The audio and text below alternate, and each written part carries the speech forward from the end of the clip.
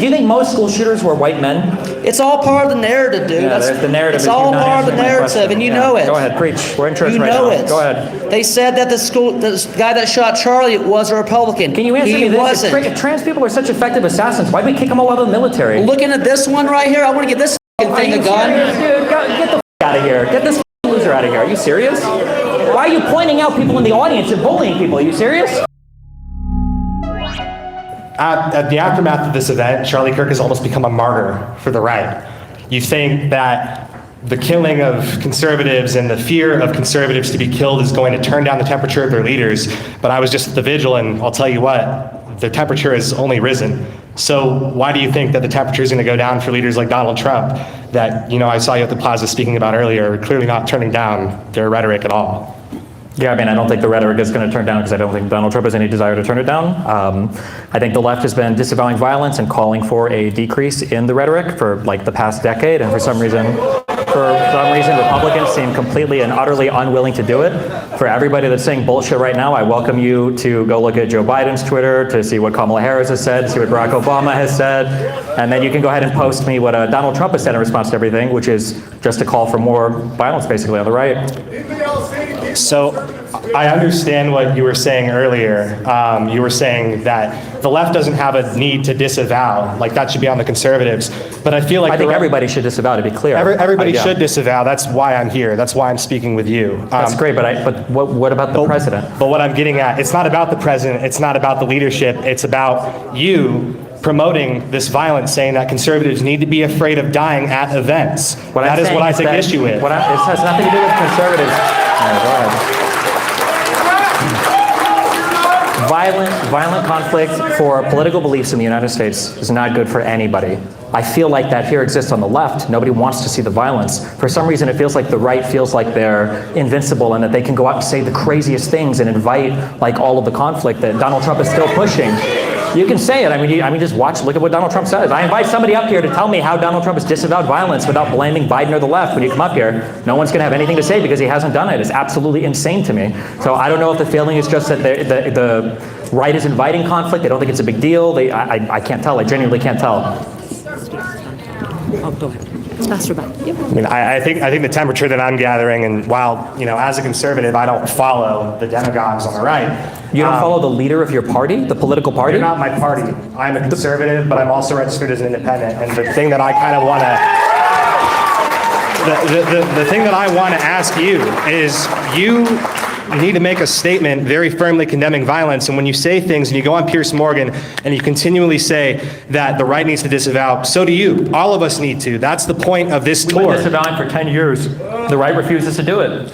It's not about, my question is not about left versus right. My question is about your recent remarks. That's all I'm trying to get at. Well, if you don't even care what the president has to say on violence, why do you care what I have to say? I'm not even part of your political movement. I do not care. There's an unserious conflict. I also if you don't care. Why do you care what I say? I also care what the president says. My point is that you guys should ask him to turn it down. I also think, Destiny, that you have a role in doing this because you represent. You're dead wrong. You're absolutely wrong. You don't think so when you have such a big platform. You're the biggest voice here. The United States, not as big as J.D. Vance, not as big as Nancy Mace, not as big as all these lawmakers, cabinet members, presidents, vice presidents, podcasters, alternative media guys on the right, everybody from the Daily Wire, Steve Bannon and his show. All of these guys are saying the left is the enemy. The radical left Democrats are one of the causes. They had a whole conspiracy led out about who the shooter was before they even knew who anything about him at all. Destiny. So I'm sorry, like the idea that you're up here saying like, well, your rhetoric is responsible is a joke. I don't believe that your rhetoric is responsible at all. I'm saying that the promotion of this continual rhetoric will only feed into the right.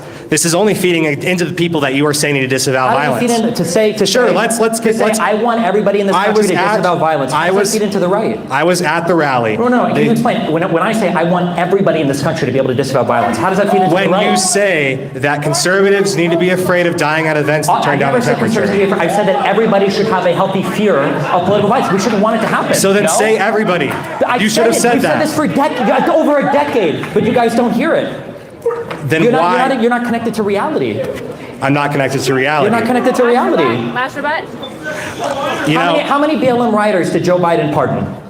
Exactly. How many J6ers did Donald Trump pardon? What kind of a message is it sending to your base to say that you can commit violence on my behalf to install me as a leader, and if you get caught, I'll pardon you. There's a lot of implicit assumptions that you're making. You're assuming that I support January 6th. You're assuming that I support. Conservatives do. Yeah, but you're generalizing me as a part of the Republican right. because When we're I'm talking about the standing here, political parties right I'm now. This isn't standing, just you and I'm me. standing here with a club, and we are trying to promote dialogue here. That's all I'm concerned about, and all I'm asking you is that as a conservative, where I have faced this fear for years, where I've also dealt with threats of violence.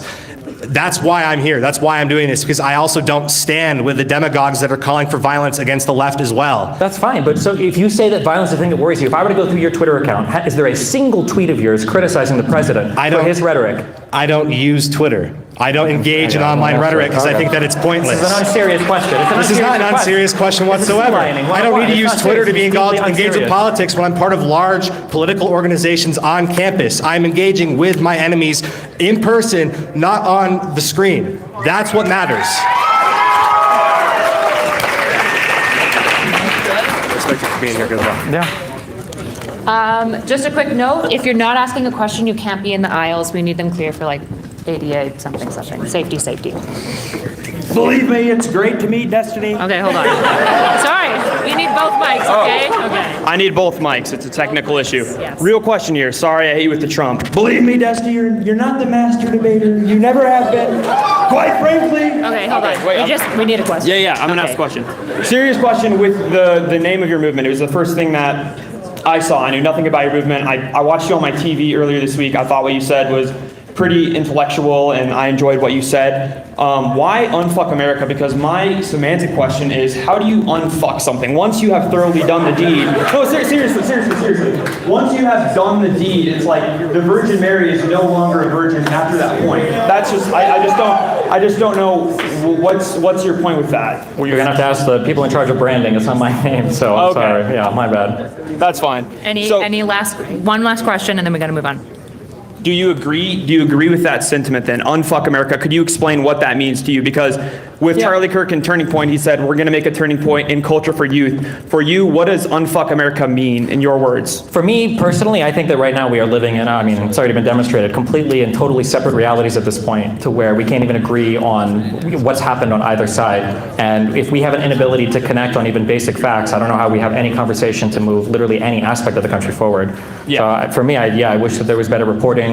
I wish that conservatives, weren't so complicit with Donald Trump lying about literally every single thing that comes out of his mouth. I wish that, a lot of the media environment needs to be fixed, especially on the conservative side. How do you unfuck something? Like because my feeling as an American is like, we are in this position, right or left. We have fucked the country. How do we unfuck it besides a culture war? And I don't know if you know Curtis Yarvin. He's an obscure figure on the right, and he says there is no winning a culture war. And even being here, I applaud the debate, but how do we win a culture war like this, where it's constantly, like you said, we can't even agree on the same facts? So where do you see this going? How do you unfuck something? There's a role for tons of different people involved. It might be advocating for a politician you believe in at some local level, state level, federal level. It might be a guy who makes video essays. It might be people that run political clubs on campuses. But at some point, people in America are going to have to make better decisions, and decisions with more integrity about what it means to be involved in politics. That it's more than just a hobby or a game, or that it's more than just sniping headlines, or that it's more than just telling whatever lies the most convenient on your side. But absent people willing to do that, I guess we just continue to go in the direction we're going. Thank you. Can I keep talking? We gotta move on. You can line back up, okay? Thank you. I appreciate it. Best of luck. Yeah. I wanted to commend you for doing this. Just getting up in front of people and talking instead of violence is exactly what we need and exactly what both sides should be doing.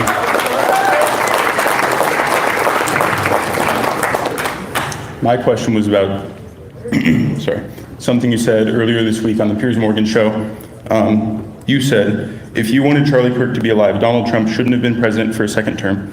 Why would you say that, and what did you mean by that? Because I think Donald Trump is constantly using the most violent and the most extreme rhetoric possible. I don't understand how you can continually support somebody who, laughs about people dying in boats in Venezuela, who laughs about bombing Iran, even though we're supposed to be the country of no new wars. A guy who, at every opportunity he has to take a different path, he continues to make statements basically encouraging violence on Fox and friends, they asked him twice if he would disavow violence, and he can't do it without blaming the left or talking about Joe Biden, who makes jokes about invading other countries, who calls all Democrats radical leftist lunatics, who plays games with FEMA, who won't, even have the basic decency to call Tim Walz and give him some condolences over the assassinated Minnesota senators. I mean, like, when you're voting for this over and over again, and you think it's like epic and based and hilarious, and then the political violence in this country has been ramping up over the past 5 years, and nobody is paying attention to it, because anytime it happens on the right, on the conservative side, you guys memory hole it and you meme it away, and then you come back to hope the next one is about a left-leaning person, and then we'll talk about that, and then here we are. So, how about the Buffalo shooter that had a 180-page manifesto on the Great Replacement Theory? Yeah, you don't even remember about this. How about the two people that were killed in Minnesota recently by, it wasn't by a leftist. It wasn't absolutely. The guy told his whole family to register vote for Trump. Okay, go ahead. Yeah, there was a school shooting that just happened in Colorado. The whole January 6th event from start to finish, all of those convictions were all pardoned by Trump. That's just going to encourage that. Sorry, what? It's going to encourage it if you just keep talking to the crowd.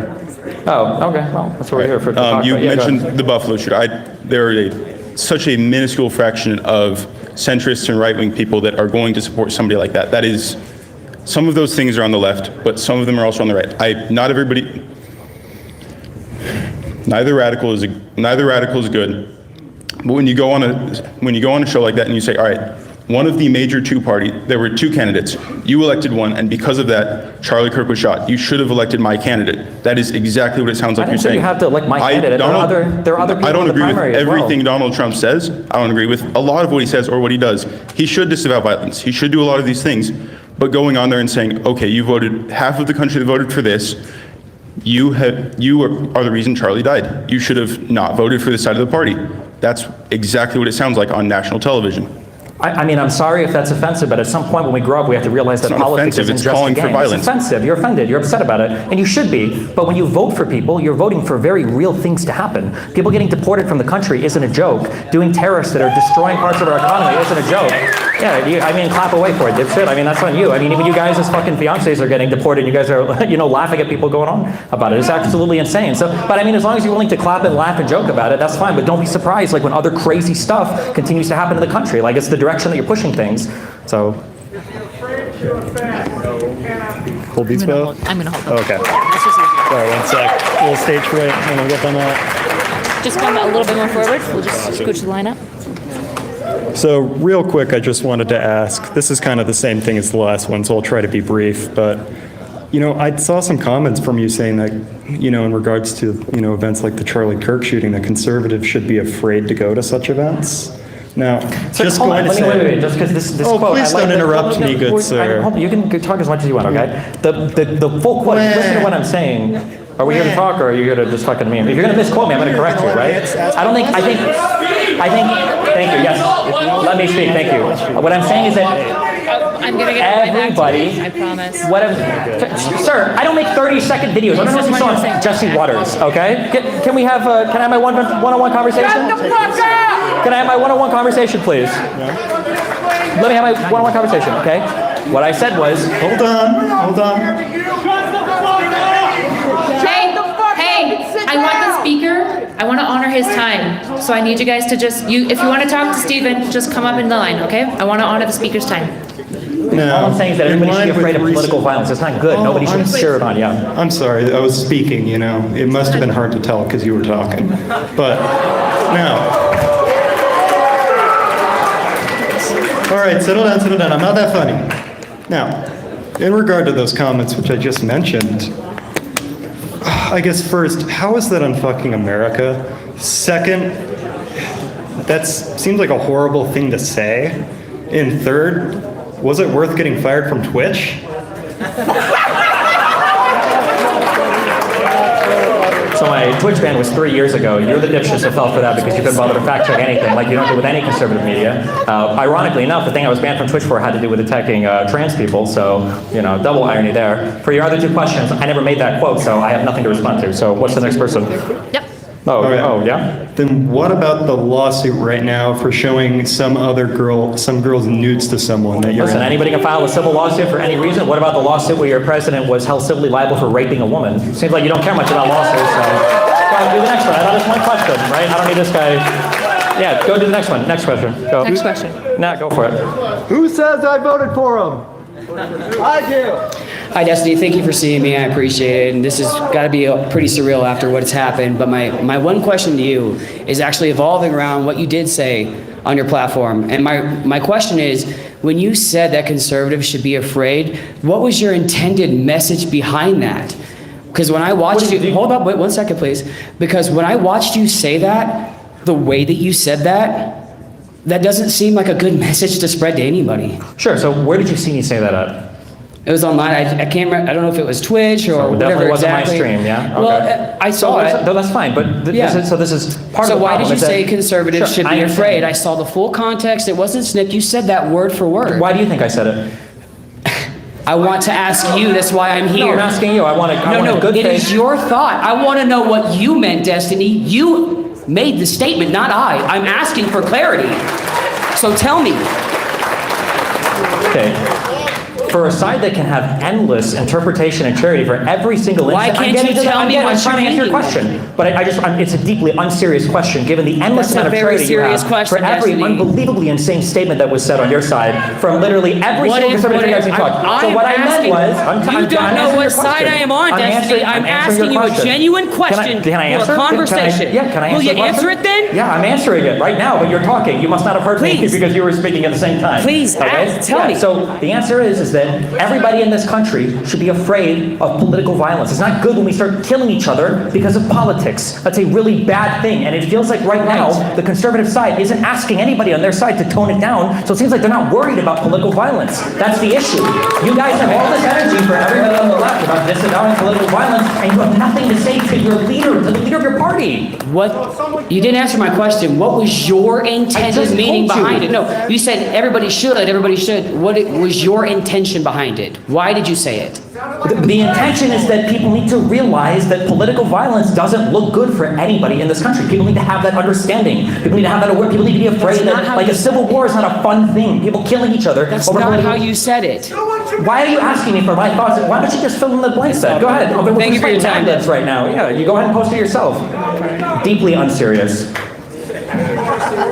Hi, I was just wondering what you would think about how if John Lennon was alive, and think about what just happened and the fact that we're not doing anything to respect his legacy and the fact that we're freaking pissing on his grave.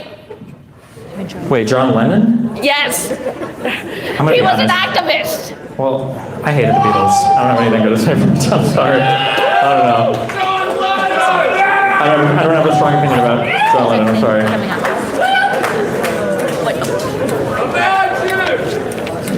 Thank you.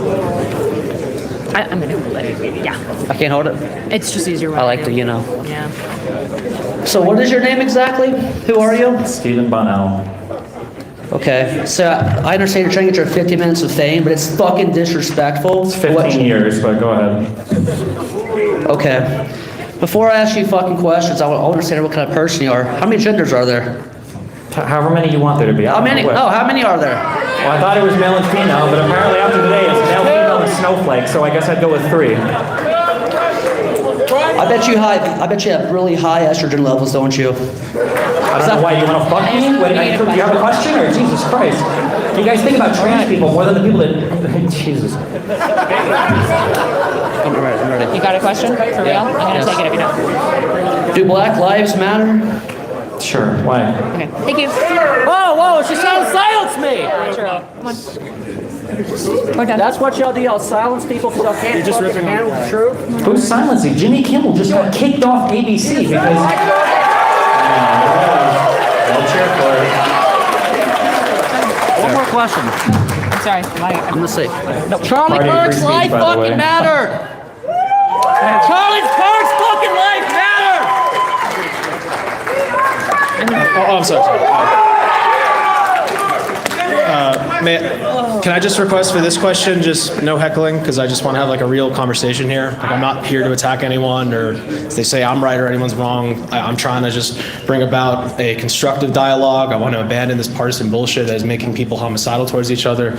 We're not heading into good directions we see here. People are angry, people are pissed. I saw what happened last week. It was horrifying. I couldn't believe it. And I saw everyone mocking his death, pissing on his grave, and that was horrible. And then I saw everyone on the right getting even more pissed off and radicalized and angry and hurling slurs at each other, saying horrible things back and forth. And I've never seen anything like that in my life. And how do we just form that peaceful dialogue? How do we get through this, bro? Because we're on the verge of a civil war. I wouldn't have come here otherwise. I'm fucking scared. I came here all the way from Florida. I want to get through this. I mean, nobody likes cancer, but I mean, like, the right has to be willing to take accountability for things and to, like, disavow We all have violence to on the side. condemn all political violence across the spectrum. We've been doing that, though. That's been doing that for the past decade. We all have to. It's Everyone. not, you can't, it's the both sides thing just doesn't work anymore. It's like a boat rowing with one paddle. Like, the left can row harder and harder, but we're still going to go around in circles until the right is willing to actually come out and say, hey, everybody, including us, everybody needs to tone it down. I'm not even saying to say it to themselves personally. Like, everybody has to do it. Donald Trump cannot condemn violence in this country without also talking about the radical left and Joe Biden. He can't do it. Agreed, and I wish he would stop that rhetoric. Even though I understand that, and there's a lot of left-wing like radicalism and right-wing radicalism. I see it online, and the truth is, I think that there's like a lot of left and right-wing fringes, right, that are comprised of like minors and shit.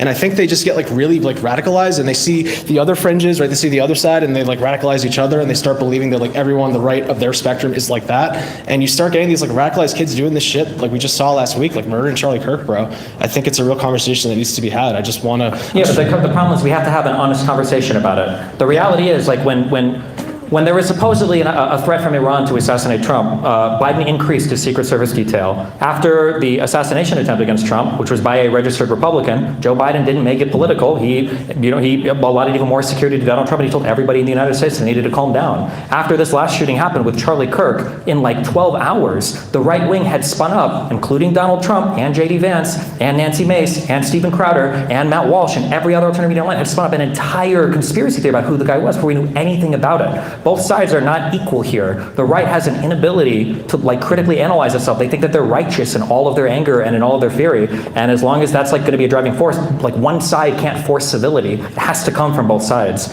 So until somebody's willing to like sit down and have an honest conversation about that, we're just going to keep. Yeah, no. I agree. That's what Charlie Kirk is on his program talking about Joe Biden being executed for treason. Like, I'm sorry, but you're delusional if you think your side has done anything to try to turn down the violence. It's just not true. And that conversation that you want to have, like, I also want to have. I mean, are we going to be talking like after this? Like, is there going to be groups after? Like, I genuinely just want to have a conversation about this, get full context. Because the truth is, let me just say one thing. It's crazy how like on social media, you like one or two right-wing posts, all you see is everything from the right, and vice versa. You like one or two left-wing posts, all you see is from the left. And I think that like the mainstream media, bro, I think that social media, I think it's specifically designed to just kind of program us to like hate each other and beat each other's throats, and so we don't focus on like the common enemy at the top, I just really, I don't want any violence, but like there's talks of civil war, this like anger, this wrath I'm seeing, it's we gotta tone it down. We don't want to live in a bloodbath. That's not good for anyone. I mean, I agree 100%. Yeah, that's all I'm here to really say. That's just my main point. And I want us to get through this. I want us all to get through this as a country. I'm fucking scared. I wouldn't have come all the way here from Florida if I wasn't so fucking scared. I've never seen anything like that, like on my timeline. I just couldn't believe it. And also, let me just say, I think we need to just stop going after one another and targeting each other, because the truth is, when we start going after each other and cornering each other, we're kind of forcing like our adversaries to become more radical, more irrational, because now their lives are at risk. You know what I mean? Now there's like a conflict of interest. So if you really want to have like an honest conversation about this and get through this as a nation, I think we need to stop, piling on each other, calling for people to go to prison. Like, I'm not about that. Obviously a lot of people across the political spectrum sometimes get carried away and will say things that could imply violence, but like I don't think we need to go down that road of imprisoning everything, because we don't want to go down that road. So let's just temper everything down and have a conversation. That's all I want. Yeah, I hope we can all do that. Yeah.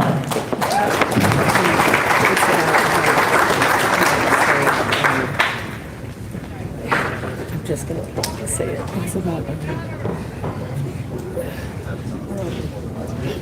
that I wanted to understand. Can I take it a second? I'm just ready to. Oh, well, I wanted to say I'm proud to. I'm not scared. I'm proud to be an American. I'm really grateful that you're here to have this conversation. And I think that you're right. I think that we're living in two different realities from the right and the left. For a long time, I was on the left, and I've been a registered independent my entire life. And then after January 6th, actually, I became way more conservative, and I support the right. And in my opinion, looking and listening to what Charlie Kirk had to say, which I listen to him all the time, I don't think he was spreading any hate at all. I think he was stating the truth, that Jesus is the way, the truth, and the life. And I also feel that Donald Trump did in fact condemn this violence inside of his initial address when Charlie Kirk was first shot, or whenever he was pronounced dead, and then he addressed the nation. He said that there's no room for political violence on either side. Now, certainly, just like as we know Charlie Kirk was starting to see the truth and opening his eyes, we don't support Trump, and we do see him as probably compromised. I mean, the majority of people who supported him do see this, but that doesn't change the fact that how are we supposed to have civil conversations? How do you want to unfuck America? Somebody asked you that in good faith, and I didn't hear a really good answer from you. And I don't understand how we're living on two different realities, because I would love to understand and see the facts that you're seeing. I just don't see it. Like, I see more. You were talking about Kamala Harris, and you're like, how many people were pardoned from the BLM riots? How much money did Kamala Harris raise in order to get them out of jail? How many of them weren't even prosecuted? What do you think Kamala Harris did in terms of raising money for people? Oh, well, it was still on her Twitter, like Kamala Harris tweeted like one thing saying like, here's a bail fund to donate to. I think I got like 100 likes. Well, no, but you're sitting here talking about how it's important for Donald Trump to use his platform There's nothing to wrong whatever. with Listen, but Kamala Harris used hers to get people who were committing violence out of the jail. So irregardless, they weren't even getting prosecuted. So let's move on from this. Sure. Well, please tell me how we're going to unfuck. Go ahead. Well, yeah. So number one, a lot of people did get prosecuted related to BLM riots. Number one. Number two, there's nothing wrong with a bail fund. If somebody wants to raise money to bail people out, that's fine. Number three, if you want to talk about horrific statements related to bail funds, Charlie Kirk was literally saying that people should do a bail for the guy that attacked Paul Pelosi, and that it'd be funny to bail him out of jail and ask him a bunch of questions, which was infinitely more disgusting than just tweeting a link to a bail fund from Kamala Harris's account. Okay, whatever. If you want to say that that's worse, that's okay. That's for you to see it. But how am I supposed to find the facts the way that you do? Because to me, it seems like you're a byproduct of the liberal indoctrination that's taking over this nation. Well, I mean, the problem is you'll never see it because most people, Charlie Kirk included, are too scared to have critical conversations about it. So he wasn't scared. He literally died to do so. How dare you? Talking to college kids. What? Talking to college kids. Who are you talking to right now? Why don't you see any college kids aren't the only people that I talk to. Oh my gosh, this is the same talking point. Hold on. This is not the same talking point. Hecklers in the back, give me a second. I'm on a roll here. Give me a second. Listen, we already heard these talking points when you were on Piers Morgan. We already heard these talking points, so why don't you give us a legitimate answer? How do you want to unfuck America? I'll unfuck America with you. Let's go. How's it going to happen? How about you have people debate more than just unprepared college kids? How about you have conservatives actually step up and accept debates from people like me, Sam Cedar, from other people in the media? Okay, great. I'm here right now. Let's go. What? Let's set up more events. I'm here right now. Let's go. Yeah, sure. Give me any debater you want in the world, and I will debate them on any topic related to our Yeah, with your whataboutisms and coming back up with this is so much worse coming from the other side. I haven't heard anything of substance, sir. I'm okay to change my mind, but I haven't heard anything worth it. How do you want to fix America? We can go through January 6th if you want. Donald Trump and his administration openly said that they were going to circumvent the Electoral Count Act. They openly said they wanted to break the law. They fabricated 7 different certificates of electors from 7 different states. They had them submit them to Mike Pence to beg him to vote for Trump to be president instead of the people who rightfully won. He called every single person to the Capitol on January 6th with the hopes of having a violent insurrection, which he did, in the hopes of delaying the Electoral Count Act, which he did for the first time in all of U.S. history. And while he sat there and watched the Capitol burn, a man who said that he couldn't call the D.C. police there, even though now he's done it without D.C. really wanting it. He sat there and he watched it burn. He tried to take advantage of the circumstances in order to get the election, voted his way. And then after all of it failed, after everybody went to jail, after people were convicted of stuff, including a seditious conspiracy, he came into the White House and he pardoned all of them. I mean, like, these are facts that aren't even contested. All the charging documents are public. The jury decisions are public. Everything about this is public. There's nothing. Exactly. Well, and there's more to that whole story, and that's a regurgitation regurgitation of everything that's being perpetuated by the media. But if you look at the facts of that day and the way that everything lines up, actually, we don't have the full details in story. Those people were walking through as if it was a White House tour. I know a bunch of people that were there that day, and it wasn't an insurrection. That's a really bad insurrection if nobody had a gun. Why? It was a successful insurrection. They delayed the count of the vote. They delayed the certification of the vote for the first time in U.S. history. That was a successful delay. What do you mean? It worked.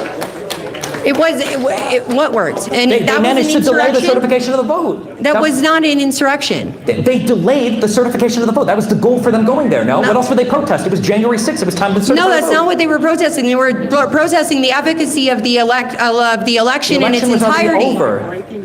Trump had 62 court cases. He lost every single No, one. they did not lose One. every single one. He wasn't seen, and the adequate details weren't actually brought up. And I actually work in cyber, and what was brought up in that Arizona court is a bunch of baloney. And they adequately had proof that there was malicious intention, and it was the logs from that NAC should have been able to be retrieved, and they were only deleted from the time it was supposed to be turned if off. you're not willing to believe the courts, if you're not willing to believe the J6 committee that was bipartisan, if you're not willing to believe a number of independent investigators, media people that have all looked into it, you're not going to believe anything besides what you see on, I don't know, on Breitbart No, sir, I don't agree with you. I ask critical questions, and that's the reason why I'm still open to all of this here, and that's the reason why I'm skeptical, and I'm not going to believe what the mass media is telling me. Just the mass media on the right. You just happen to have the exact No, same sir, opinion as every single right-winger on this issue. Just randomly, that's where That's you wound not up. true. That's absolutely not true. And that's all you got. That's your big guns. I'll pray for you. I really wish you the best. Thank you.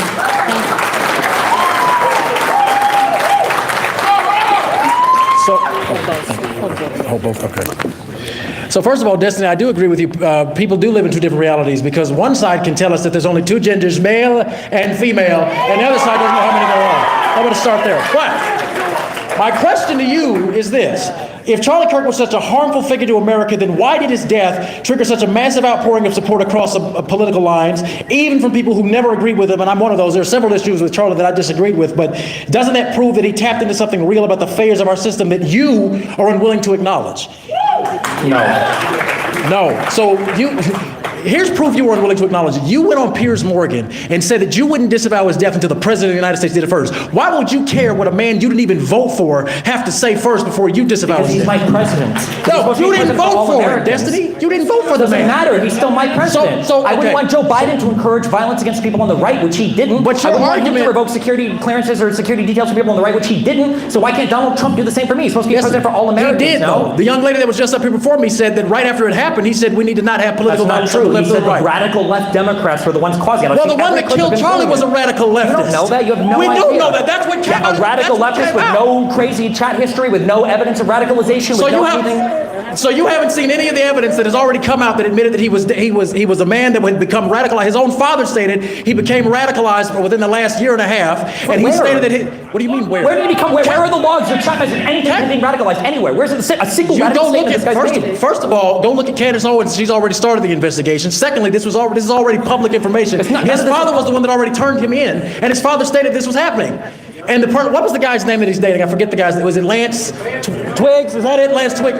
He cooperated with police. That was the man's boyfriend. And he stated that he noticed that the title was becoming more and more radical as time was passing. Yes, he was raised in a Republican environment, but he drifted further and further to the left. So why can't you stand there and admit that there are radical leftists that want to see people like Charlie put in the ground? And by the way, you know what's so interesting? These are two different questions. If you're going to ask me to tell you that there are radical left people that would do violence in this country, of course there are. We've seen them before. I'm not going to sit here and deny that. That's obviously true. You would deny it. Do you admit that there are radical right people that would do violence as well? They're absolutely radical white people, but that is not the point, Destiny. You literally went on one of the largest platforms that we know of on Piers Morgan and I said that I want to disavow violence and I want the President of the United States to do it. You shouldn't have to wait for a man you didn't vote for. When you guys don't do it, you have to have the other side do it. It can't be one side doing it. Why don't you understand that? When the President of the United States gets on television and disavows it immediately after it happens, that's not good enough. So what exactly is it that you want Trump to say? Fox and Friends, they begged him to disavow 2 separate times and he couldn't do it. Who begged him to disavow? I don't know. Whoever the names of the guys on Fox and Friends are. So you don't know it, but now you can say it. Charlie Kirk's fans want revenge. What do we do? And you know what's so interesting as a black man? One thing I noticed about Charlie Kirk's death, there wasn't rioting in the streets like it was after George Floyd. That's the one thing that I noticed about Charlie Kirk's death. And it's so interesting that you want to cherry pick and nitpick and use odd examples that benefit you, but you deliberately want to have blind vision to see that the radical left ideology that has been influencing this country for the past 20 years led to the death of Charlie Kirk. Why did the DOJ remove from their website the study on radical, politically inspired violence over the past decade? I have no knowledge. You don't know anything about that? I have no knowledge of that. How convenient. I don't know anything about what you're talking about. I don't know any BLM Of course you riots. don't. Because sorry, I didn't follow that. I don't know any of that information. And this is What do you think about the Buffalo shooter? shooter that had a 180-page manifesto with the Great Replacement Theory that went and shot and killed and live streamed himself killing black people? I think that's wrong, Destiny. I think that's why wrong. can't the president say this? He already said it, but he didn't say it good enough They don't to you, apparently. disavow. Why is it that in the Oval Office, when somebody asked him, they said, when you guys are having this Day of Remembrance for Charlie Kirk, the flag being flown and passed out, why nothing about any of the lawmakers in Minnesota that were shot? And he said, I don't know anything about that. I didn't hear anything about that. How is that possible? What do you mean, how is it possible? How is it possible that the I didn't know anything about that. You didn't know anything about that. I didn't tell you about it. That's the whole point. That's the Destiny. problem. You don't know what he doesn't tell you to know about. Destiny. He tells you to care about illegal immigrants and trans people. I you don't guys are out here talking about girl dick all day. Like, of course. What do you mean? Destiny. I've had three of you guys up here talking about how many genders there are. Like, you guys are in your bedrooms thinking about this all day long. It's crazy to me. I'm gonna say this. It amazes me. It absolutely amazes me the state of delusion that the far right, the far leftists live in. You can't even admit that what happened to Kirk, what you literally stated, I'm gonna say this, I'm gonna be done. You literally stated that Charlie Kirk would not have been assassinated if Trump wouldn't have been elected to a second term. If you don't think that's violent language, then I don't even know what the point is in talking. Is it violent language when Charlie Kirk said, I think that Biden should be executed for treason? He never said that? Okay, yeah, you conveniently don't know anything when the right is radical. Okay.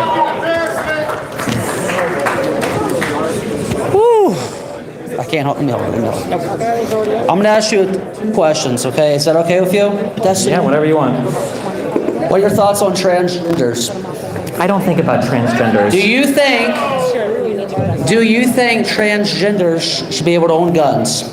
Yeah, I guess, yeah. It's You it's a guess? Second Amendment right, yeah. You sure. guess? It's a Second Amendment right, no? Why do they keep on shooting fucking schools then? Well, aren't the most Them, school they, whatever shooters the white fuck you guys? want to call it, White why men the should be fuck? disallowed from owning guns? Do you think that being transgender is a mental illness? I don't have an opinion on it for this audience right now. Do you Do you think most school shooters were white men? It's all part of the narrative, dude. Yeah, the narrative It's is all you're not part of the answering my narrative, question. and you Yeah. know it. Go ahead, preach. We're in church You right know now. it. Go ahead. They said that the guy that shot Charlie was a Republican. Can you answer me He this? wasn't. If trans people are such effective assassans, why did we kick them all out of the military? Looking at this one right here, I want to get this fucking thing a gun. Dude, get the out of here. Get this fucking loser out of here. Are you serious? Why are you pointing out people in the audience and bullying people? Are you serious? I can take it.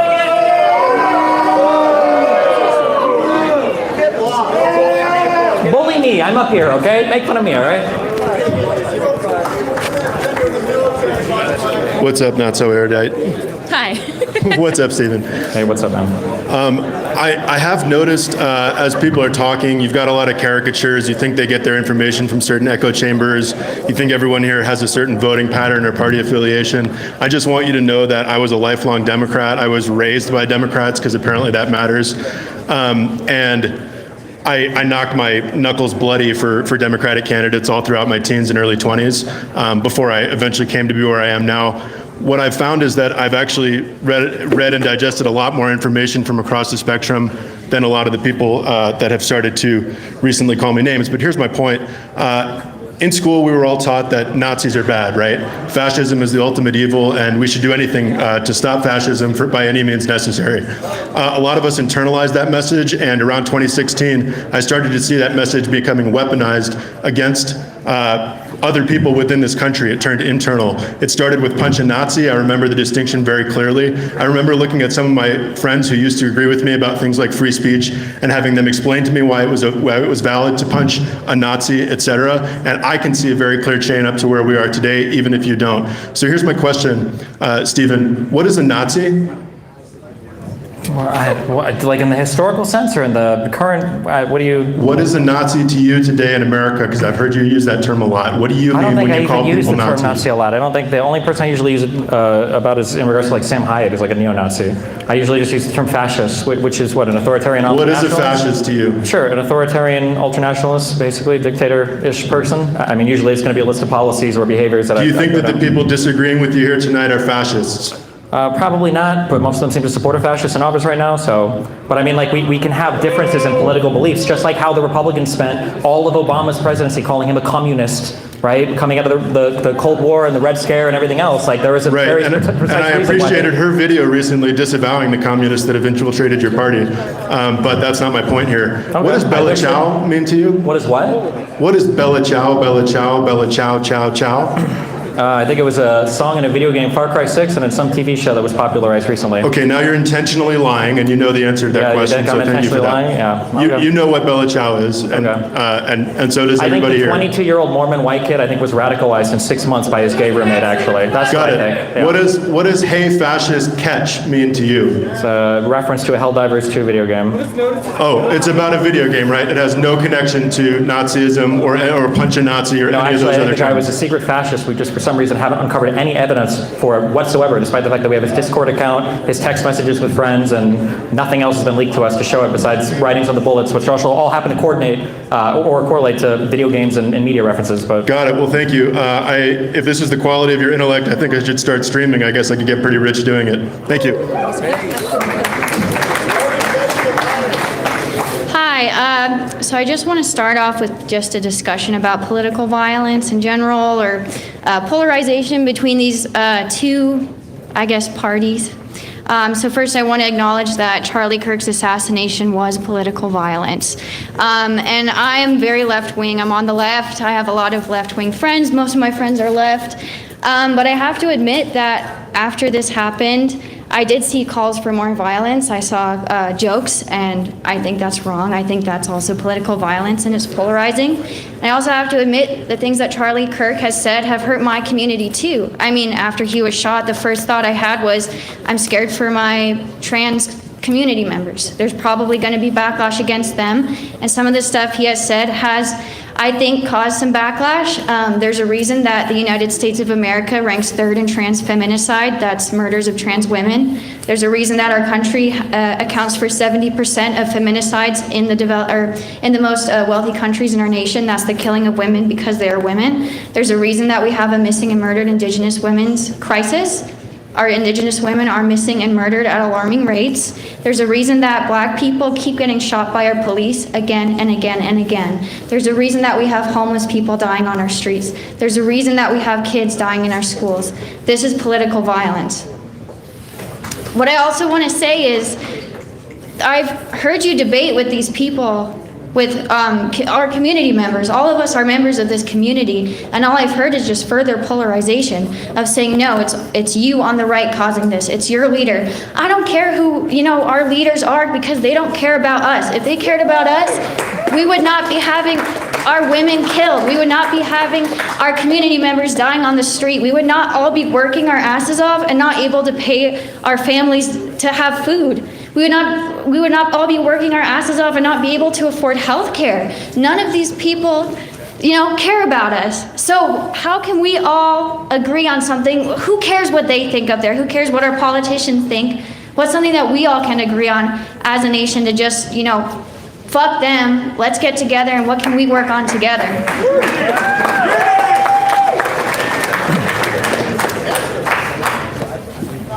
In the United States of America, every individual is allotted a single vote, and that is an awesome responsibility that I feel like, for some reason, a lot of the country has neglected lately. The idea that both sides are the same in terms of policy for helping the average person is just not true. Kamala Harris had an idea related to tax credits for children. You can laugh if you don't have any kids, that's fine, but for people that need the money, this stuff matters, right? When Biden was president, we had an extended child tax credit. That went away under conservatives. When Biden was president, we weren't, pushing to renew all of the Trump tax cuts for wealthy people, which Trump did, and now apparently the deficit that was supposed to be a big deal doesn't matter anymore. All of the help is going to wealthier people. All of the help is going to businesses. All of the help is going to bailing out his friends. When we tried to get a single-payer option, or at least a public option in the United States, it wasn't Democrats that stood against that, it was the Republicans. The ACA that we only got that much of it because the Democrats were willing to push for it. So if your take is just, and I understand it, especially for young people who haven't interfaced much, I guess, with the world outside of school, but even for school loans and stuff, it's not like Democrats are the ones trying to get rid of those, it's Republicans that are trying to fight against higher education. No, it's both, man. It's both, and Okay. I asked about what's something that we can agree on. You talked about politicians, so I'll answer myself. Something that we all can agree on together is that we love our nation. You gotta love something before you can fix it. We love like these beautiful mountains out here in Colorado, or rivers, you know, everything. We love it, so whatever. He's not gonna answer, but I'll answer. If you don't have a strong opinion on it, then don't vote.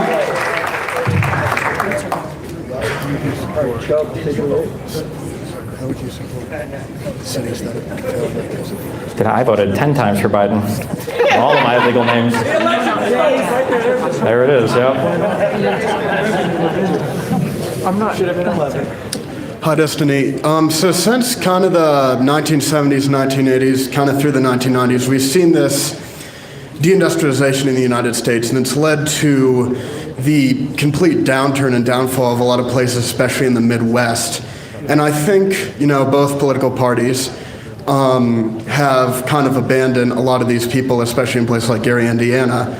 So my question is, what do you think the government or politicians should do to help support these communities? Because I think they're just kind of forgotten about completely, but they're Americans, they're hard workers who lost their jobs, and I think these are people struggling from opioid abuse, drug addiction, alcoholism, all this stuff, and I think they just need help. Are you familiar with the Obama's quote, they cling to their religion and their guns? You heard that one before? I have, yes, sir. Do you have any idea what the context of that quote is? I'm not sure now. So in 2008, Obama was in it was a closed door conversation he was having with donors. And one of the things that came up was Obama had felt like over the past decades, since NAFTA basically, that there was this hollowing out of the industrial base in kind of the middle class in the Midwest especially, and in kind of the Rust Belt. And he said that administration after administration had ignored basically the needs of these people, that they didn't have jobs that they could work anymore, they didn't have things that they could contribute to and feel proud of, that these places that were these like massive manufacturing centers of cars, you know, places like Detroit, were hollowed out and they had nothing. And he said that in that environment, it shouldn't surprise people that they, you know, cling to religion and their guns and become anti-immigrant or whatever else, because it feels like the entire world has left them behind. Obama was, and I feel like the Democrats have been willing to have that conversation. Coming into office, McConnell said his goal was to make Democrat a one-term president. And McConnell said that was his goal for Obama, was to make him a one-term president. And you've seen over and over again, when Trump was in office in term one, there was like nothing in terms of legislation. There was like I think they got the tax cuts, and then I think some first step back for crime, but nothing really. They wanted to do an infrastructure bill, they couldn't do it. They talked about repeal and replace the Affordable Care Act, they couldn't do it.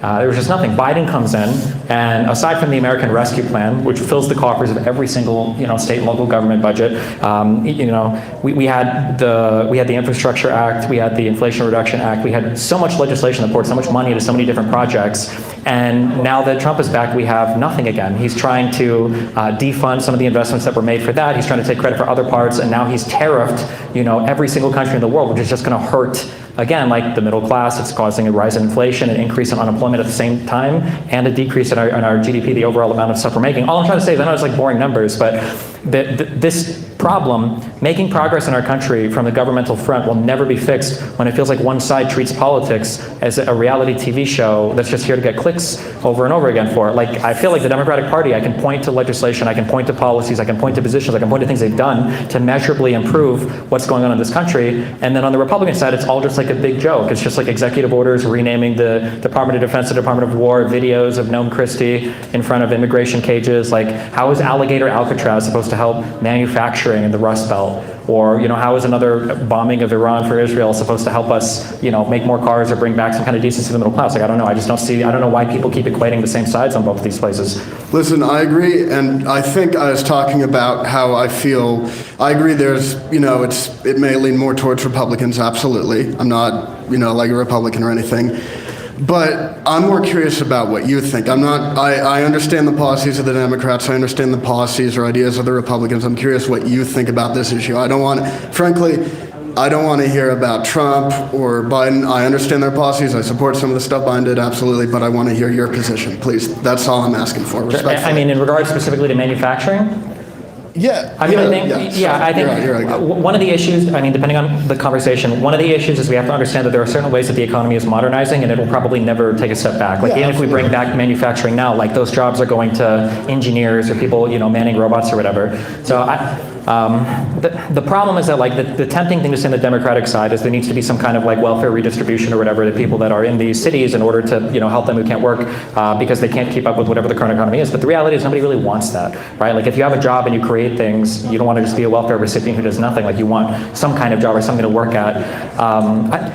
I feel like there could be, it has to be some kind of investment into some combination of like education or job training, but it has to be geared towards like a certain group of people, but it has to be like an honest conversation. It can't just be, I think for a while liberals were, oh, everybody can just go learn to code. Like that's probably not going to happen. But also on the other side, it can't just be, well, we're just going to tear off the entire world until we manufacture things at home again. Like that's not going to happen either. Even if we did manufacture things here, it's going to be robots making them. So it would be some complicated, probably combination of retraining and education and investment in like certain regions of the country, but that would be the way forward, yeah. Well, I appreciate your answer, and I'd also like to say quickly I agree that I don't think manufacturing can come back. I think we're decades past that. So, yeah, thank you very much. Thank you. Thanks for the question. Have a good day. Oh, both? Okay.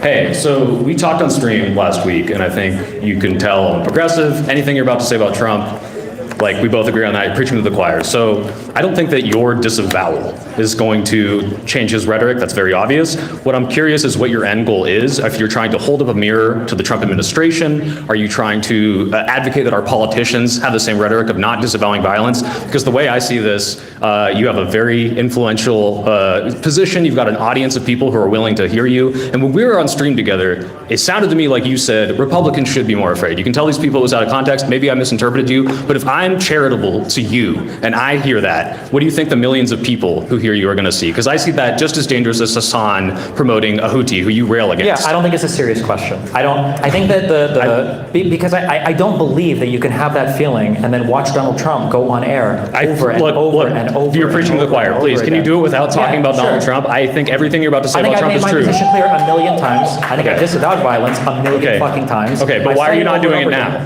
What? Why not? I have before. I have in the past. Okay. I will not going to. What's your goal? Is it for clicks? My Is it goal is I would to rather hold up fight a about mirror? this and have some semblance of sanity carved out than allow conservatives to hijack another shooting that if it turns out they don't get the woolgy trans manifesto that they really want, that they're just going to memory hole this one into non-existence like have every other instance of conservative violence. Okay, so why not just do that? I would rather fight here, and I would rather have, for the few people that are left with some semblance of sanity, watch a bunch of people come up to me and say, Destiny, you YouTube influencer, I care more about your opinion on political violence. Yeah, but I'm not saying, you understand I'm not saying that. I care about about your influence. I care about your influence. I care the way that if I can take you and I can be charitable to you and I can still say, whoa, this is unhinged. This person might be saying something incredibly dangerous. This person has millions of people. This person is becoming the conservative straw man on Piers Morgan, on CNN, and all these places. That someone in his audience might take the wrong message from that and do something bad with that. So what do you think don't you see Jimmy that's Kimmel dangerous? said to get kicked off of ABC? I do. Why are you bringing up things that you and I agree on? I'm telling you that it doesn't matter what you say on the left. No, it matters what you say to your audience. It doesn't matter. It absolutely matters. Do you think that it's okay for Hassan to say, I support the Houthi terrorists?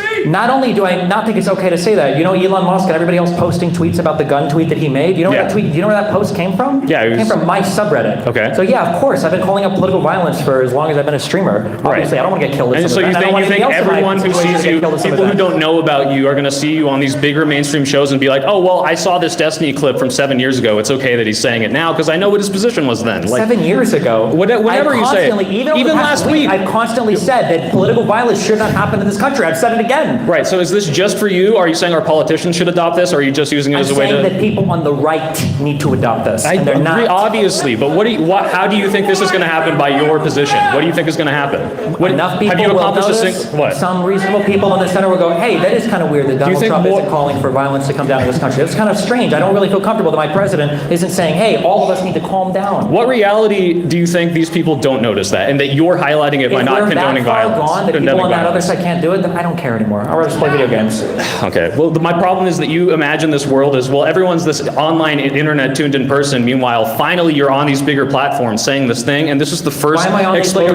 Why am I on the platforms? Because they like the inflammatory rhetoric. That's why I'm curious. Do you think if I said immediately, guys, there's another one we all got to come around and disavow? Then no, what are you talking about? They just be going to Jimmy Kimmel? No, but I think a bunch of people watching you who are fans of you, have stuck around through all the bullshit you've done, are going to be like, oh shit, now he's saying that maybe violence isn't so bad. Maybe conservatives should be afraid and might take the wrong message from that. I think I watch my community enough to know what their feelings are on political violence. This is like the exact opposite of the argument you've made in the past, saying you're responsible for the behavior of a community. And I you am need to responsible for the behavior of the community. If my community was turning into a community of political violence, I would be incredibly worried. Well, it's only been a couple weeks, so I hope we don't have to see that. It's been a year since the firefighter sitting, and it's been 10 years. You didn't since I was advocate for eventually political become a violence then. You Republican. didn't refuse to disavow. You were making fun of people, which Yeah, but I'm not, you and I I'm not both agree we can I'm mock not advocating things. for political violence right now. Why would I advocate You're for political refusing to violence? condemn it on screen. You're making people that I detest look better than you and have the moral high ground. Then That's be how better. bad it looks. Then be better. Have some integrity. And stop I running have the around integrity. looking I'm to asking puck you out to your have side some. constantly when these guys are over here clapping for evangelicals. Why do I have to clean up your shit because you're not responsible enough to just say one thing? Donald Trump was f***ing a woman after he You are preaching to the choir. You know I think all of this already. I'm saying that you are part of my community and I need to clean this up. All right, whatever. Type 1 to the deep state.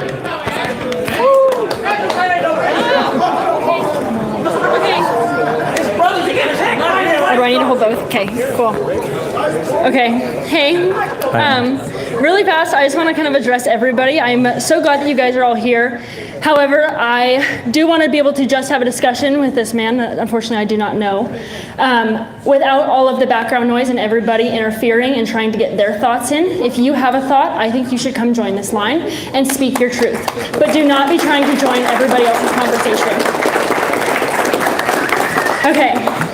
The first thing I want to ask you about is earlier I heard you say something, unfortunately it was very loud in here so I couldn't hear it all, about Charlie Kirk and how he was addressing college-age students and that was who he was talking to.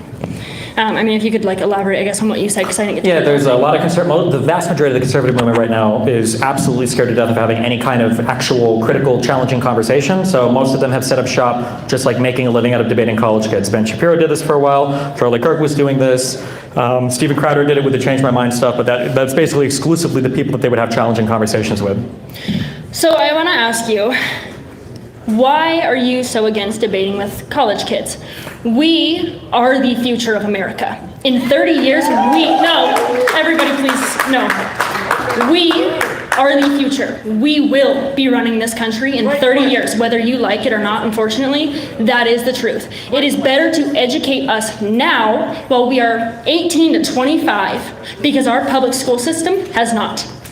It is better to educate to be us. clear, I'm here debating college kids. I have no problem with people who do it. I just don't like it when people pretend like they're open to debate when the only thing they'll do is debating, less prepared younger people. That's my issue. Is Okay, don't yeah. pretend otherwise. No, I otherwise, I think respect having that. a critical conversation with a college campus is great. I think. Yeah. I respect that, yeah. My other one is, unfortunately I don't know much about you and I'm not on social media, very rarely at least, so I have not seen it. However, I have heard several things about, you said something about conservatives should be afraid to come to movements or things like this, and I kind of want to ask you the context and what the full thing said was because I haven't seen it. Yeah. So, as somebody who goes to events and does events like this, when I sorry, I thought you were everything. Yeah, when I saw Charlie Kirk get shot, that's an incredibly horrifying event. The first instinct is seeing a colleague getting killed is always an incredibly it's hard to explain like the very weird feeling, the very not good feeling you get watching it, number one. And then number two, there's like obviously this fear of, well, is this going to happen to me or somebody else that I know, a close friend or whatever else at an event. These are like horrifying things to me.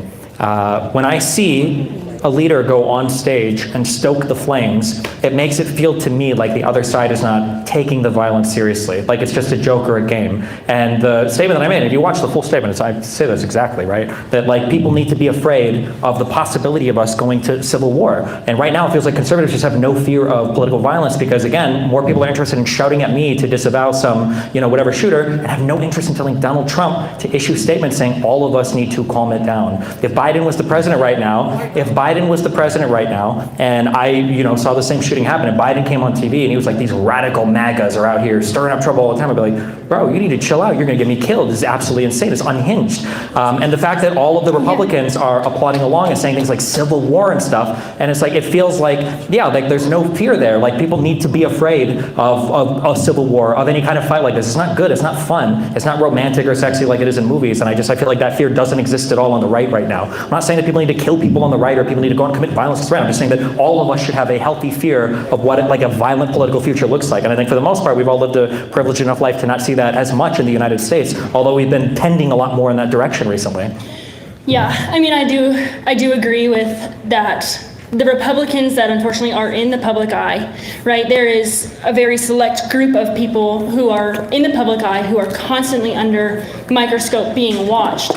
That is what you see, and I do kind of agree that they do not seem afraid for our country.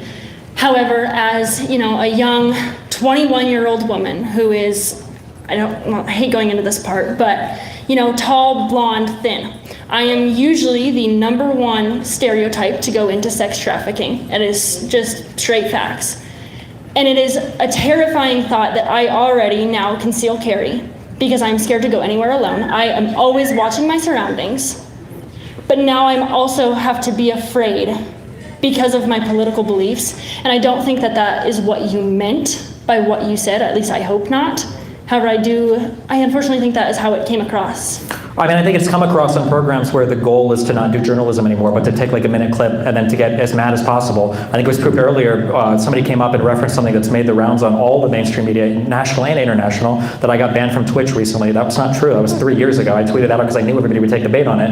It seems like journalists no longer have any type of actual desire to dig through and figure out like what is a person saying or what's going on with this particular statement. Instead, it's just to play 30-second clips to get everybody hyped up. When you say that there's only a select few conservatives in the public eye, I think it's like intentional. I don't think that it's just random that Donald Trump has, begged on Fox and Friends to disavow violence and to tell everybody to turn it down, and he won't do it. I think that's just an intentional choice. Like when Biden was the leader of the country, it doesn't seem like he had the same problem of not being able to disavow violence and not being able to build bridges with people. You can see in the legislation he passed. I wish that the right, had a greater fear of political violence and it wasn't all just a big game or a big joke to them. That's my feeling on it.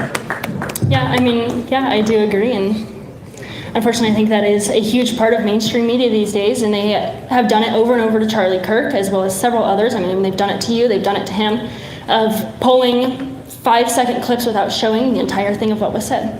So, the one last thing I want to say is I kind of want to address you guys again. I think that I don't care what your political beliefs are, your religious beliefs. I think a lot of you do kind of need to wake up and realize that your president is not the most wonderful thing. I am a Trump supporter, but every single president has their flaws. Vote for who is the best man for the country, not who is the best man in the House. Absolutely. Thanks. I have a quick question for you. What happened on May 7th, 2019? I don't know what happened. On May 7th, 2019, I was at school in 7th grade, and 2 shooters came into the school, opened fire. One, Alec McKinney, who is a trans male, I'm pretty sure, broke into his dad's safe with an axe to steal his dad's gun to then go into the school and shoot up. So my question for you is, earlier you said that you believe that trans people should have guns, but he didn't have access to a gun, so he took it illegally, making him unable to go through a background check. And how do you feel we can address that? I have no idea. How do you address people who get a hold of guns illegally? I think that there are things that you can do, but it feels like we can't have any conversation about getting to any kind of gun safety thing in the United States because people feel like it infringes on their rights, and it also kind of hampers their ability to use a firearm in self-defense. But the idea of if you have children in the household, either some kind of tax credit or maybe even some kind of legal obligation to have a gun safe or something where weapons are kept. Might be a thing, but safe. Yeah. So I don't know how you can get it. I don't know if you can legislate against events like that. I'm not sure. I don't know what I don't know. Yeah, I'm not sure. What do you think? Do you have an idea, or? Well, definitely better mental health support, because he tried getting mental health support. He went through all the steps. He was working through it, and then he started becoming violent, rude. He was being mean to people in the halls, and then one day, near the very end of the semester, when he was a junior, he convinced Devin Erickson to go in and kill Kendrick Castillo, who, without him, I would not be alive today. Yeah, I mean, I wish I had a better answer, but I mean, there might be some. This feels so tasteless. I don't mean it like this, but like, unironically, there are some rights that you have in the country that there are costs for, and I mean, like, there's a Charlie Kirk saying, related to like the Second Amendment, like there are some costs that you pay if we want to have guns available in the United States. There's going to be like a cost associated, unfortunately, with firearms being available here. I think that at some point you're going to have to make a decision about like what rights you want and what cost you're willing to pay for them. And yeah, right now in the United States, as long as the Second Amendment exists, it seems like there's some trade-off we have to accept for gun violence. Obviously, I'm going to agree that we should have more mental health support and everything too. It just requires funding, political will, and I'm not sure, just because I don't know the specifics of what kind of mental health this guy seeked out, if there would have been a way to catch something like that early. I know, for instance, like the black guy that stabbed the Ukrainian-American woman on that bus, like that dude was, I think, probably mentally out there, and I think people knew about it, but it seems like there was no support. He was released 14 times. Yeah, but I mean, he was also in prison for 5 years, like at one point, so people knew he was crazy, but there was no support for that. Unfortunately, it seems like if you're an adult and you have issues related to psychosis or schizophrenia or whatever else, there's just no support for you. They just kind of cast you out on the street until you either killed somebody or yourself, basically, yeah, which I think is tragic in this country. I agree with that. Thank you. Thanks for the question.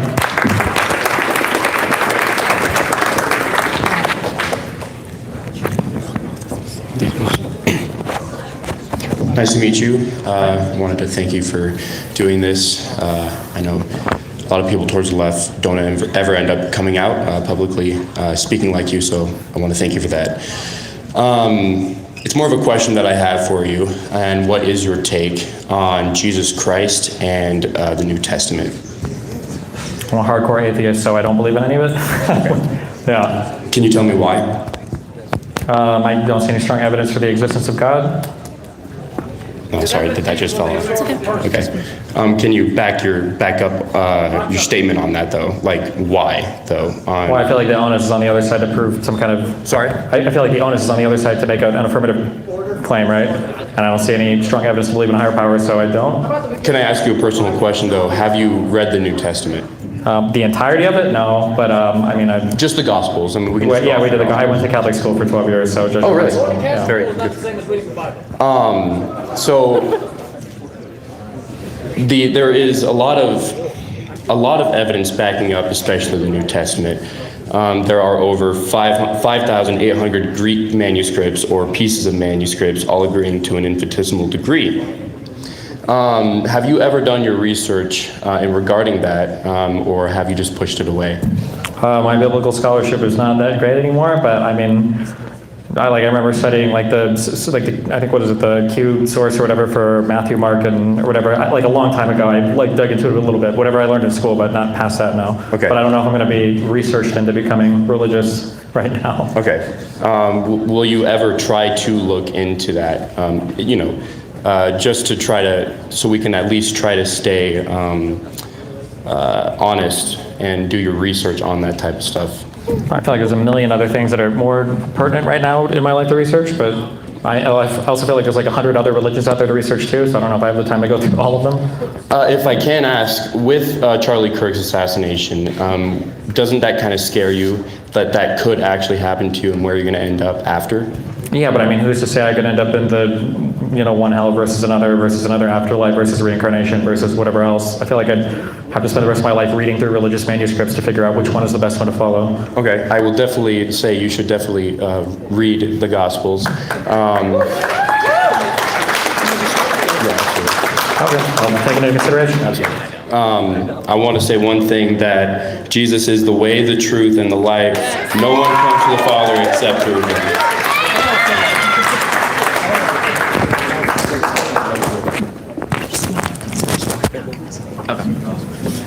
How's it going? Doing okay. Excellent. So my question is less about political violence and more about what's happening post the political violence that just occurred. So on October 8th, 4 CEOs have been called to testify in front of Congress, Discord, Twitch, Steam, and I'm forgetting the other one off the top of my head, Reddit, thank you. And I'm wondering, one, what's your stance on that, considering your view, you've been deplatformed before, and also, well, first, I guess, what's your view on that? I mean, it depends on like what you're looking at, but I think that there is probably an unacceptable amount of, on some platforms, like an open call. Sometimes it feels like to violence. I feel like it's gotten pretty insane, especially on platforms like Twitch. I think that there are pretty insane statements made all the time by a lot of people, but I feel like we kind of follow right now the leadership in the United States. I feel like Trump has kind of set the tone on where a lot of those conversations are, unfortunately. So it's hard to come down really hard on some platforms when I feel like the leadership in the U.S. itself, echoes a lot of the same sentiments. But I mean, in general, I think it's not good where a lot of the social media platforms are. Do you think this is like the government actually caring about deplatforming, or do you think, I mean, I'm going to be honest, your community, your podcast host, Dan Saltman, has been involved in mass letter campaigns to people like Richie Torres to get people deplatformed, and I'm obviously referring to Hassan. I agree with you on some things, I agree with Hassan on some things, I'm kind of in the middle on that progressive end. However, I do feel like there's been some content creators, Asmongold, H3H3, all those kind of fuckers, who have all been involved in this push to deplatform people. And I feel like it's now coming back to bite you in the butt, for example. I mean, your name's being mentioned in congressional hearings now. I'm just wondering, do you feel any responsibility for that? I think there's a huge difference between deplatforming somebody by pressuring a platform to take action on something versus like the FCC and Donald Trump pressuring organizations to do things. We agree on that, for sure. Yeah, I mean, I think people have a right to have their voices heard on things. People have had to be deplatformed from things, whether I agree or disagree. Sometimes, it is what it is, but I think it's fundamentally a different conversation than what we saw happen just recently with Kimmel and the entirety of the Conservative Party supporting it. I think is a very scary thing. Yeah, but I mean, like there are some things that people think they have like an absolutist position on, but their position is a lot more malleable. They just haven't seen it like tested yet. Like all of us agree in some level of deplatforming, right? Like if some guy were to go live on a YouTube stream and he was just abusing dogs all day, just like punch him in the head, I think everybody would be like, well, this guy should probably be banned. Like there's going to be some level where we're all like, well, this is probably not okay. Like watching Hassan, clap and cheer with his chat when Houthis are hijacking ships in the ocean and saying that they're based in Awesome, I think is an insanely unhinged thing to watch on a media platform, especially by their own rules. They say you can't champion terrorist violence. So, there's going to be some level of like obviously disagreement that people should be allowed to have across social media platforms, but I think it's gotten really extreme on a lot of them right now. So you mentioned the Kimmel thing. That just happened. The FCC is obviously being weaponized for censorship purposes. I mean, it's also kind of like kiss the ring and will allow you to do mergers, all that stuff going on behind the scenes. Where do you see this going? Do you see it being weaponized more against political opposition, or do you think it's kind of going to stop once the Democrat takes power, or do you think the Democrats are going to do it to Republicans? The problem is if you ask Republicans, like, what is your red line, they'll never give you one. Republicans have no red line. They will cheer for literally anything this administration does, and I think Trump is realizing that more and more. So, where does it stop? I have absolutely no idea. I don't think anybody knows where it'll stop. It'll stop wherever Donald Trump wants it to stop, basically. All right, and I guess one more thing I wanted to ask. So going back to, you've been deplatformed. Do you have an urge to get back on these sites that you've been banned from, or do you just kind of feel like you're carving your own lane now? For Twitch, it'd be nice to, but I'm not holding my breath for it right now. So yeah, just operate where you can, I guess. All right, cool. I just wanted to have a discussion about that. So thank you. Cool. Thanks. Come on, You're Hi. a fucking coward, Destiny.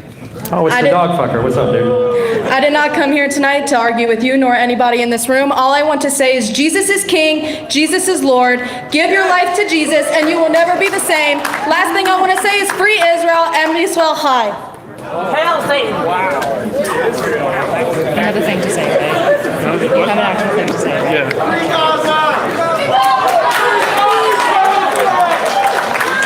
Hey there.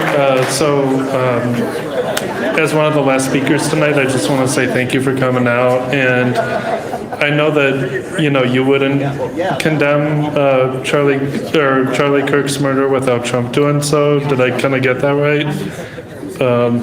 Can you repeat that last thing? That you wouldn't condemn Charlie Kirk's murder unless Donald Trump did so. I condemn all political violence. I will, okay. But I don't want to go on. I don't want to go on shows where there are a bunch of Republicans that deny anything happened on their side just to play the game on the liberal side, and then have this cycle repeat ad infinitum, which is where we're at over and over and over again. Like I think everybody should be willing to say. That totally makes sense. As would I would condemn his murder, Charlie Kirk's murder too, regardless of what the president did or didn't do. And I want to connect a thread earlier about Republicans who aren't afraid of political violence. Charlie Kirk made the claims Islam is the sword of the left, is the sword the left is using to slit the throat of America, and that the left and Islam are two threats combining forces to come after us, that migrants from Haiti will be raping your women and hunting you down at night and will be coming for your daughter next. These are all things that Charlie Kirk said. Kirk also said Jewish donors have been the #1 funding mechanism of radical, open border, neoliberal, quasi-Marxist policies, cultural institutions, and nonprofits. So, he says all these things, and people who aren't hateful don't say things like that. The only next step for someone rational who hears those things would be to try to kill the people who say those things, because just operating under the pretense that yeah, I understand what you're saying there. I mean, I would be careful with that, obviously, because you don't want to say that, you should, this gets us into, the punch a Nazi thing, right? Right, The big conversation that people need to have is, if you characterize your political opponents a certain way, you're basically only giving people violence away out, whether it's dealing with you or dealing with your political opponents, right? Yeah, exactly. I think that's a bad thing. I think that the left has had issues with that broadly, for sure, but the right has a huge issue with it right now that I won't address. But when you cast your enemies, it's like good and evil, or it's the entirety of a party that is, corrupted, or it's all immigrants or whatever. It just sucks that they're leaving people only one way out. They're leading them to one conclusion, and so I condemn his murder, and I condemn the shooter who killed him. But it's I am of the belief that people shouldn't be like he was. The rhetoric has to be above that. Yeah, I mean, I would agree, obviously, yeah. Yeah, and, sorry. What do you think it would take for folks to realize Kirk's rhetoric and similar rhetoric won't solve our problems? Denied, not true. I have maybe more time going forth where our problems aren't being solved. We're about to see with this tariff stuff, so I don't know. I guess we'll see. Thank you so much. Thank you. Cool. Thanks, appreciate hearing your thoughts. Yeah, thanks a lot. I have a question for you. Yeah, what's up? Hi, friend. So recently you have been, I'm gonna take the soy pill as well. As somebody, we've been friends for 3 years and support you in a lot of ways, but I've been frustrated by your peers' performance and particularly the leaning into the ratcheting things up. I agree that you don't want to clap for me, I can assure you. We're not on the same team. I agree that when there's two people standing with lit matches and one person puts out the match, the issue is that it doesn't stop the paper from burning if the other team won't turn it out. And I agree that right now, President Trump is refusing to put that match out, and most Republican pundits are refusing to put that match out, which I think is bad, right? I denounce that behavior. I think it's harmful to the nation. The issue is that when you're talking through the rationale for why we need to do this, you typically use prisoner's dilemma, yeah? Okay. My issue with using game theory is that that's not how people work. I think that when we try to assume game theory or prisoner's dilemma to try to understand how people think and work, we're assuming that most people will continue to consistently act most rationally and that the most rational outcome will be the thing that people experience. And that's not really true. In the case of the prisoner's dilemma, what you actually have is two sides where the win condition isn't they both get to get off scot-free or one person's in jail, one person's not. The actual issue is that it's an audience watching this and they get to decide the outcomes of these people, right? If the left and right are in a boxing match, the winning team isn't the team that knocks the other team out faster or harder. It's who the audience loves the most, because that's how democracy works. And so a lot of my issue with your leaning into ratcheting up feels like it's betraying the fundamental psychology of how humans work, which is that it is not the most rational thing. Most moderates look at the assassination and they're horrified, but then they look at you mocking Erica Kirk and they're horrified. And the issue is that all we're doing is we're just driving normal people further away, not because they're making the most rational decision, but because they are the audience that gets to decide the winner. And I'm terrified that you are driving the audience to look at us as the villains, and I don't want the left to be the villains. Yeah, so I think that when you look at prisoner's dilemma stuff or tit for tat strategies, I think that's exactly how humans work. I think it maps on perfectly to human behavior. I think that people don't do things that they think is going to be a bad outcome for it. I think that people do things that they feel like there's going to be some cooperative effort for it. I think that the thing that I guess I would fight for right now, rather than just the whether or not you look unhinged or not, is I think there should be a fight for the framing. I think that in a system where Donald Trump can make violent statement after violent statement after violent statement after violent statement, if somebody could look at a random person on the left and go, wow, this is too much for me, that system is deeply broken, and I think it's worth having the fight there rather than to constantly play into the right-wing framing. I would grant you this. The issue is that when I watched the Piers debate, you have Andrew Wilson, the major attack that you had on him was denouncing Hortman, and he just immediately did it. And so all of a sudden, you've lost all of the moral high ground. You just optically look terrible. Well, and to be clear, it's not losing any moral high ground, it's losing your perceived optical high ground. But you know, somebody who didn't make any unhinged statements were Jimmy Kimmel, and he just got completely suspended by the FCC, Sure, and every single conservative on the right cheered it on. These aren't and selling. he didn't say anything unhinged whatsoever. So. This isn't selling to me, right? Like, we agree on this. Jimmy Kimmel getting canceled is fucking stupid, and everyone participating in cancel culture is fucking stupid. Like, we agree on these things. The issue is that to most normal viewers, they watched you look more awful than every other person on that panel, whereas you could have just had the high ground if you go, of course the killing of Charlie Kirk was wrong, but why isn't the president calling down violence? Like, yeah, and then they immediately moved to the next Twitter account. You guys always have fantasies in your mind about what the conversation will look like next, but it never, ever, ever goes that way. Like, I can ask for an example of it happening, and there's none. You have none. If you disavow it, and you say, yeah, of course it's valid, I go, well, what about this person on Twitter? Anna Kasparian on that program disavowed it, and Andrew Wilson started bringing up old tweets of hers, and then when he didn't know he had old tweets of hers, he started bringing up old tweets of Cenk, and then he started bringing up old tweets from the Young Turks. And Anna Kasparian wasn't any closer than I was to having any kind of Sure, but now you can immediately move that conversation into a more interesting conversation. It's not more interesting to find out what tweet can be Inciting violence is not the pinned same on. thing as being mean, and that's a meaningful conversation to have. I clearly not, because I've never incited violence against Erica. You just said it looks bad to say anything about the fact that she's fundraising for Charlie Kirk, on her husband's death, which I think is crazy in the immediate aftermath of that. So I mean, I would rather have. I don't know. We'll see. I guess in a year or two how it pans out. But I think I would rather have the argument over like the framing needs to change. That it can't constantly be that one side has to act 50 million levels of morality above the other side to be taken seriously. That's just a very unserious. And if that is where the moderate is at or the normie is at, then I guess we just go to the next whatever the next form of government is. Because the current one is not working. Yeah. Hi, Stephen. Hey guys. Sorry. Can we just have the conversation?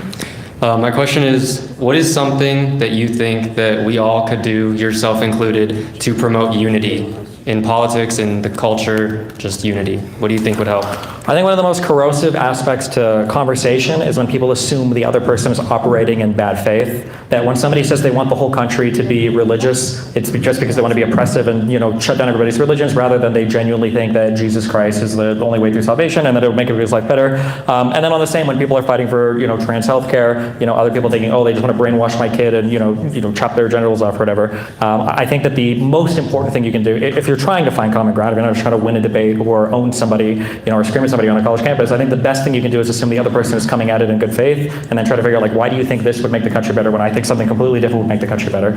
I think that'd be one of the most important things, but I think our whole media apparatus is driven towards kind of like rage baiting and outrage and everything, yeah. I completely agree. And I know it's hard because people come at you really already turned up to 11, but I mean, would you be able to say that going forward you're going to try and assume that some of these Trump supporters do approach it from good faith? Maybe not the ones that are come at you screaming full volume, but the ones like, I don't know if she's still in here, but the girl with the hat, and she had a really it ended with I agree. It ended with her saying I agree with you. So I think Yeah, so this sounds condescending. I don't mean to sound that way. I think that most of the people in places like this, I think, are good faith. But that's the reason why I have so much anger for some of the larger conservative figures I debate, because I think that they don't do it in good faith, and I think they're misleading a lot of people intentionally.